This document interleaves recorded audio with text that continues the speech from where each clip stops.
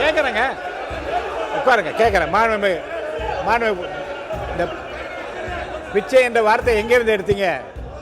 அதே கட்சியில இருந்து எத்தனையோ மூத்த உறுப்பினர்கள் இன்னைக்கு இந்த சமூகத்தில இருந்து, ஒடுக்கப்பட்ட சமூகத்தில இருந்து இத்தனை பேர் வந்துட்டாங்க, இவ்வளவு பேர் வந்துட்டாங்க. நாங்க போட்ட பிச்சைன்னு சொன்னதை மறக்க முடியுமா? யாருக்கும் பிச்சை போட வேண்டிய அவசியம் இல்லை. கூச்சல் குழப்பத்தை ஏற்படுத்தி அப்படி ஒன்று நடக்கல. நீங்க ஆதாரத்தை கொடுத்தார். தேவைப்பட்டால் சபாநாயகருக்கு நான் ஆதாரத்தை தருவேன். முஸ்தபா சொன்னதும் உண்மை, இந்த ராஜமோகன் சொன்னதும் உண்மை. அதே கட்சியில இருந்து எத்தனையோ மூத்த உறுப்பினர்கள் இன்னைக்கு இந்த சமூகத்தில இருந்து, ஒடுக்கப்பட்ட சமூகத்தில இருந்து இத்தனை பேர் வந்துட்டாங்க, இவ்வளவு பேர் வந்துட்டாங்க. நாங்க போட்ட பிச்சைன்னு சொன்னதை மறக்க முடியுமா? யாருக்கும் பிச்சை போட வேண்டிய அவசியம் இல்லை. பாபா சாஹேப் அம்பேத்கர் கொடுத்த உரிமையில் நாங்கள் வாழ்ந்து கொண்டிருக்கிறோம். அதனால மதிப்பிற்குரிய உறுப்பினர் பொதுக்கூட்டத்தில் பேசுவதை போல பேசுகிறாரு. இவரை சொல்லாதீங்க, அவரை சொல்லுங்க. கருத்தை எதிர்கொள்ளுங்க. நீங்க கொடுத்து வாங்க வேண்டிய நிலைமையில நாங்க இல்ல. எல்லோருக்கும் எல்லாம். இது அம்பேத்கர் எழுதி வைத்த சட்டம். இதை செய்ய வேண்டியது கடமை. சமூக நீதித்துறை அமைச்சர், சமூக நீதித்துறை அமைச்சர் சொல்லுங்க. மாண்புமிகு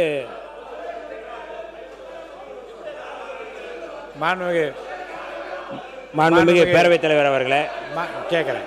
மாண்புமிகு பள்ளிக்கல்வி அமைச்சர், நீங்க இந்த பிச்சை என்ற வார்த்தை கேட்குறேங்க, உட்காருங்க, கேட்குறேன். மாண்புமிகு இந்த பிச்சை என்ற வார்த்தை எங்கிருந்து எடுத்தீங்க? மாண்புமிகு பேரவைத் தலைவர் அவர்களே, அவர்கள் கட்சியை சார்ந்த RS பாரதி அவர்கள் ஒரு கூட்டத்தில் இப்படி பேசி அதற்காக அவர் வருத்தமும் தெரிவித்திருக்கிறாரு. வரலாறு அன்னைக்கு அப்படிதான் முஸ்தபா பேசும்போதும் கூச்சல் குழப்பத்தை ஏற்படுத்தி அப்படி ஒன்று நடக்கல. நீங்க ஆதாரத்தை கொடுத்தார்.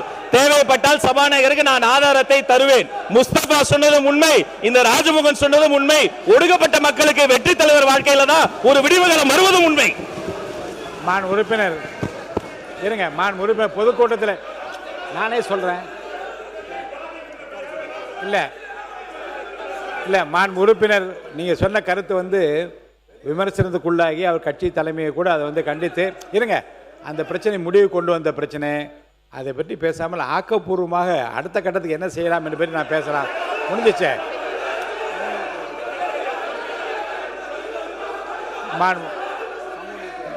சமூக நீதித்துறை அமைச்சர் என்ன சொல்றீங்க?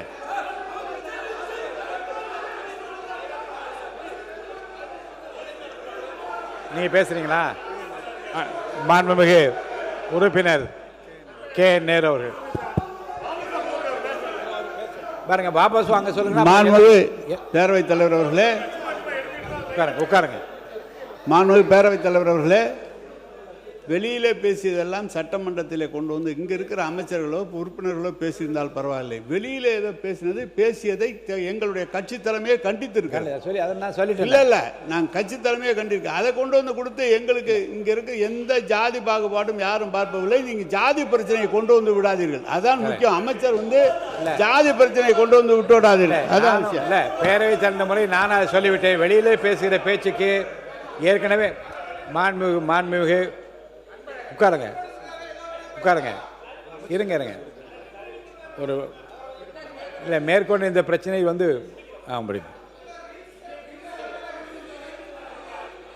மாண்புமிகு பேரவைத் தலைவர் அவர்களே, அண்ணன் சொன்னது போல நம்ம சமூக நீதி அமைச்சரும் இங்க எதுவுமே சொல்லல.